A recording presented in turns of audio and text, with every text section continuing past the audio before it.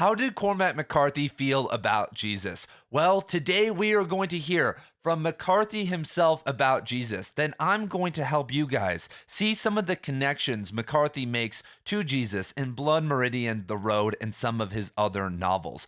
But what we have to remember when analyzing McCarthy's works is that he is not wed to any system of spirituality. In Blood Meridian, for instance, he infuses Christianity, Gnosticism, alchemy, tarot, astrology, and many other Buddhism and many other philosophies into one novel. So one cannot say that this is a Gnostic or a Buddhist novel. And what makes McCarthy even crazier is that he may be working with two different viewpoints within the same larger religion, like a classical interpretation of Christianity and Gnosticism, all in the same book. And if you guys don't know, my name is Ian, and Right Conscious is the headquarters of everything related to Cormac McCarthy here on YouTube.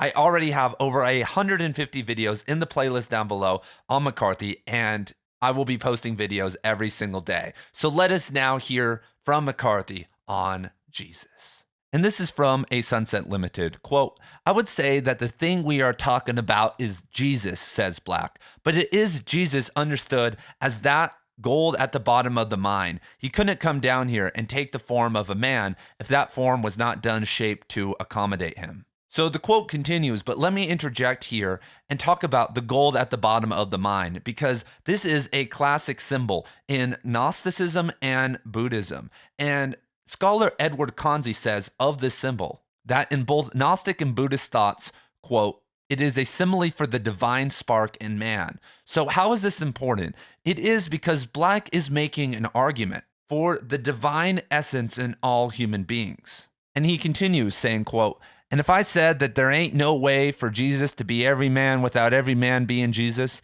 then I believe that might be a pretty big heresy. But that's all right. It ain't as big of a heresy as saying that a man ain't all that much different from a rock, which is how your view looks to me." And so McCarthy acknowledges his heresy with this idea, because when we look at Gnosticism, and I just did an interview, I'll link it down below, a 90-minute interview on Gnosticism in Blood Meridian, and I feel like I hit it out of the park. I connected ideas and things that have never been talked about before in Cormac McCarthy scholarship. So go check that out. But in Gnosticism, they believe in the God above God, that there was once this eternal God, this kind of formless, genderless energy. And then there was a break-off energy. And eventually, after enough incarnations down the hierarchy of that energy, something called the demiurge broke off. And the demiurge is the he-god in the Bible. And he created this world, but this is an illusionary and evil world where the demiurge is ruling. But not all hope is lost, because within all of us, there is a divine essence, a piece of that original, God above God. And through Gnosis, we are, it's our job to connect back to that. But it's not just humans, but every single rock, every single thing has a soul within it, has the divine spark. And this is very animistic from McCarthy. But this connects this idea to the most famous and studied, one could say, quote from Blood Meridian that goes, "In the neuter austerity of that terrain, all phenomena were bequeathed a strange equality, and no one thing, nor spider, nor stone, nor blade of grass could put forth claim to precedence. The very clarity of these articles belied their familiarity, for the eye predicates the whole on some feature or part, and here was nothing more luminous than other and nothing more enshadowed, and in the optical democracy of such landscape, all preference is made whimsical, and a man and a rock become endowed with unguessed kinship." But even though McCarthy here presents a more Gnostic or alternative view on Jesus, on page 127 of Blood Meridian, McCarthy writes about the Glanton saying, "Two men had deserted in the night, and that made us down to 12 and the judge 13. And before we dive deeper into Jesus, if you love going deep into Cormac McCarthy and Blood Meridian, you should consider joining my Cormac McCarthy book club and my Cormac McCarthy course. Every single month, we read multiple Cormac McCarthy novels, talk about them weekly, and if you can't make that time, I host daily office hours, and I also am building a Cormac McCarthy course that includes an eventual 100-hour course on Blood Meridian. You also get access to, for instance, the Cormac McCarthy tour, where I go to different places in Blood Meridian and talk about them. My eventual goal is to go to every place in Blood Meridian and talk about it. And so I understand that it's a hard time financially for a lot of people out there, but eventually if you save up some money, just so you can come in for a month and do a big deep dive, I think it will be well worth your money, and I am trying to do everything I can to be active in there, talking to members daily on camera, in the comments, posting new content, and making it the greatest private community in the booktube world. So let us continue on with the video. And so this number is interesting because obviously there was Jesus and the 12 apostles, and as we'll talk about in a second, the kid could, at some level, depending on your interpretation, represent Jesus. And so who is the 13th? Is Judge Holden representing Judas or Satan? Seemingly what McCarthy is saying here is he maybe represents more of a Judas betrayer figure, which I think really lines up with the whole argument of the judge trying to symbolize and create simulacras out of the world, because in Gnosticism, there are two general interpretations about the demiurge. One, that he is just totally ignorant of this false reality that he's created, and he thinks he is the only God. Or the second interpretation, which I think McCarthy more so takes in Blood Meridian and No Country for Old Men, that this demiurge is aware that he is not the highest being, and so he's trying to create, and you could maybe say this of Satan, he's trying to create a world of illusion and keep everyone in it. And all throughout the novel, he's pulling a lot of the strings. He's making people take a side, famously near the end of the novel, after the Yuma incident, he tells, the kid, like, I'm coming after you because you never took a side. But that's what Satan wants us to do. Satan wants us to do one polarization or the other, because that throws us into the world of representation. And so now let's talk about the kid being Jesus, because he does have mysterious origins. And the Leonids, the Leonids, because they're named after Leo, at the start of the novel, the meteor shower that takes place in 1833, suggests that there is an arrival of a messianic figure with the kid. And once again, just to get this objection out of the way, the kid necessarily isn't Jesus, but does represent a messianic figure, because he never gets off the ground, right? Like when we look at the kid by the end of the novel, does he seem like a Jesus? No, but he had all these false starts and, these moments where he was heading toward that and seemingly got diverted by the judge or his own choices or whatever. And Blood Meridian famously opens with the line, "Seed the child," which is dope. But this mirrors Pontius talking about Jesus when he says, "Behold the man," and that's in John 19:5. And when the kid is described as, quote, "all history present in that visage, the child, the father of man," McCarthy evokes Wordsworth when he says, quote, "the child is the father of the man, and I could wish my days to be bound each to each by natural piety." And before I go any further, I would like to thank Petra Mundik, Hans Jonas, and others who have done the groundwork and given me a lot of this information about Gnosticism. I'm pulling from a lot of them here. Should have mentioned that at the start, but thank you to them, even though they are not active and basically disappeared. But Wordsworth's poem right there is talking about childhood innocence. And as you guys, I'm sure, know, one of Jesus's more famous lines goes, quote, "Verily I say unto you, except ye be converted and become as little children, ye shall not enter into the kingdom of heaven." Matthew 18:3.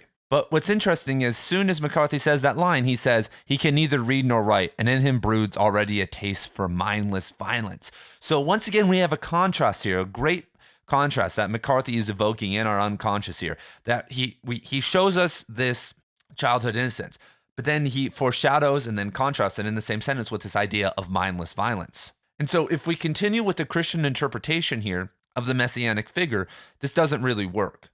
But if we turn to Gnosticism, a messiah, the Mujadib, is a figure who has chosen to come from the higher realms, to come and help some, the imprisoned souls or fragments of consciousness, through Gnosis, elevate up and escape this prison planet. But what makes this different is that this being, that comes down here in these Gnostic myths, loses his knowledge of this previous incarnation. So he gets down here, and so he has to receive not a call from within, but a call from without, and re-understand and relearn and remember all these things that he was, he's came here to do. This is very similar to like every call of adventure, spiritual, BS or whatever. But it's true, and that's why we call this the perennial philosophy, and that's what McCarthy is dealing with here. He's trying to go above all these different religions and kind of head toward what's true across most religions, and this idea of, we've come down and lost our memory, and we have this call from this higher power.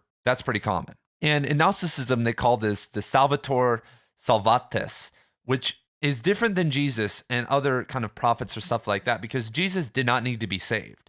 But these Gnostic figures, these Gnostic messiahs, need to liberate, but they also need to save their own souls. And what makes this guy different? What makes the kid different than another person? Well, he has a little bit more of divine substance in him. He comes down and he's got a little bit more in him. And this is why, once again, at the start, in the first couple pages, in most novels, all the keys are in the first couple pages. The kid walks through the streets and, quote, the horse call to him from the dark, like souls in want. And McCarthy describes the kid as the father of man, and these beings, these horrors, are trying to reconnect with that source. And what's interesting is as we're kind of going sequentially, when the kid meets right before he meets Captain White, he, quote, walks out into the river like some holy wretched baptismal candidate and washes himself. And then Captain White says to him, almost in jest, he's seen something in me worth saving, and I see it in you. And like I said, these things that are this close together seem a little bit interesting. I understand it's ironic that we have this group of filibusters that just want to go rape and pillage a bunch of brown people. And, they're doing it in the name of God or whatever. There's these allusions to the saving of the kid, eventually with Judge Holden more later. And Petra Mundik shows this further when she says, quote, about a scene when Sproul is, however you say his name, is bitten by a vampire bat and he's going hysterical. Quote, in other words, Sproul's outrage is such of a magnitude that he desires to shatter the vile rhythms of life itself. The kid responds by spitting into the darkness of the space between them. Spitting is a common component of folk magic in various cultures, where it serves as a universal defense against the evil eye, bad luck, illness, and witchcraft. Thus, by spitting between them, the kid seeks to distance himself from the maleficent effects of Sproul's destructive rage. And so McCarthy, it seemingly is doing this to create an otherness, to show kind of the difference between dark and light between the kid and some of the other members. And the kid doubles down on this when he says, I know you're kind. What's wrong with you is wrong all the way through. There is no divine essence except, this maybe the small part within Sproul. The kid has something more within him. And after the Comanche attack, the kid, this is what describes the kid. With darkness, one soul rose wondrously among the new slain dead and stole away in the moonlight. And this represents the 8 of Cup cards, which, as I talk about in my interview, and I'll be getting into very, very soon on this channel, the number 8 is used all throughout Blood Meridian at a very intense level and basically creates an undeniable connection to tarot, astrology, numerology, and the Kabbalah within Blood Meridian. And it also is a technique for foreshadowing. It's like McCarthy's going so deep. Like, we wonder why we love this novel. As you start to dive deeper, you start to find these things that McCarthy was infusing into it. And you're like, holy shit. McCarthy was like, he's a magician. But if we look back at this image, McCarthy actually tells the story of Blood Meridian through the minor arcana cards of Blood Meridian, the number 8 minor arcana cards. There's 4 of them. But it starts off with this line. Because if you remember, actually, the kid receives the 4 of Cups in his tarot reading. And then if we just take the next logical step and look at the number 8, which is used time and time again, there's a perfect connection to the evolution of the story and these 8 cards. So what's interesting about this passage, though, is with darkness, one soul. So we have this usage of the word soul right here, rose wondrously. So once again, this is a positive thing. And he stole away in the moonlight. We have these kind of more occult or woo terminology here. And I think what this is representing is obviously the dark night of the soul, or a second birth for the kid. But what's awesome about this passage is that obviously the kid fails this journey. And right after this passage, it's talking about, or right before, it's talking about how he's living, he's in this field of urine and blood and all this stuff, which is, once again, a great contrast between corporeal existence and kind of this Gnostic, messianic, spiritual ascension path. And then the most potent symbol of kind of the kid being a messianic figure is when he comes across the burning bush. And it's described as he is a solitary pilgrim drawn before it, who had traveled so far to be here. That sounds like a spiritual journey. McCarthy uses this word pilgrim. But what's interesting about McCarthy using pilgrim, and he actually uses it multiple times, in another famous line that I'll talk about later, he describes an astrological planet that symbolizes death, and he says that the men in Blood Meridian are living on this planet of death, and they're pilgrims in an alien world.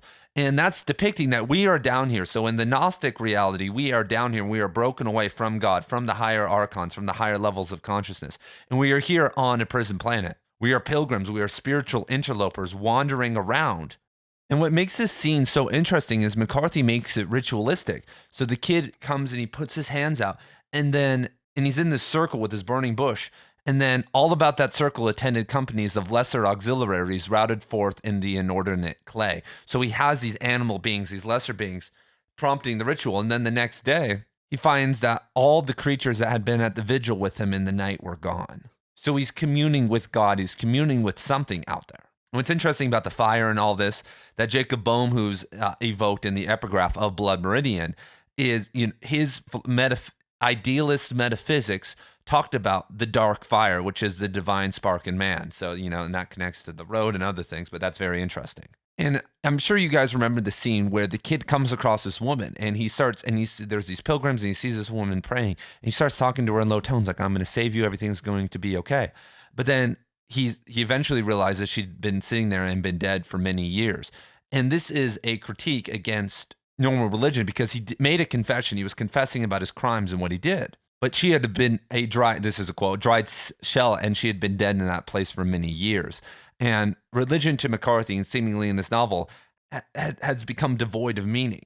And in 1977, when the Non-Commodity Library was released, McCarthy was reading it. He was already into Gnosticism before it came out, and that must have been a huge splash in the community, especially in the intellectual community that he was in. And in the Gossip of Philip, Philip says, those who mistake religious language for a literal language, professing faith in God, in Christ, in the resurrection, or the church, as if all these things were external to themselves. And that's the whole point of Gnosticism. They don't believe in these little, the Virgin Mary on the wall to help you find salvation or to do anything for you. It's all within. It's all gnosis. And right after this revelation, where does the kid go? Oh, wait, he disappears for 17 years, everybody. And what does this mirror? Oh, wait, we hear the story of Jesus until age 13, and then he returns at age 30. 17 years. These connections are beautiful. This shows McCarthy's playing with his different interpretation of Jesus, because in the later stages of Blood Meridian, the kid starts to wander, and he tells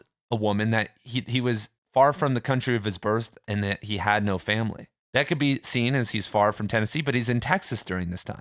And so this might be a double metaphor to his actual history, but also to these, the spiritual pilgriming aspect. And there's a great interplay also with Jesus and the judge that mirrors some of the aspects of Jesus. Judge Holden says, quote, "Hear me, man. I spoke in the desert for you and only you, and you turned a deaf ear to me." And in Matthew 4:1, it was written that, quote, "Then was Jesus led up of the Spirit into the wilderness to be tempted by the devil." And when he's out there with the judge is, the kid has 3 opportunities to kill the judge. Once again, Matthew it says, "Before the cock crows, thou shalt deny me thrice." He denies killing the judge 3 times. And so this is the interplay. Here I'm talking about Gnosticism, how it's not, but now we're in classical Christianity mode here. And I love this interplay that McCarthy is doing here. And it shows me the depths of his writing ability, because this is all very covert. Most of the time with beginning and even up to advanced writers, they try and put these symbols in the work and it's over. And you're like, oh my God, like, okay, this is Jesus. But you could read this novel and maybe not catch any of this. And there are just endless layers here. But McCarthy does seem to take kind of an alternative interpretation in both the Sunset Limited and Blood Meridian in regards to Jesus and messianic figures. So I just wanted to bring that to you guys. If you guys have anything else further to add to the Blood Meridian column, I'll probably do another video soon, because I've now just thought of all the other books where Jesus and messianic figures come up, and this would be a 2-hour video. So we'll get to all that at another time, and I will see you guys in the next one.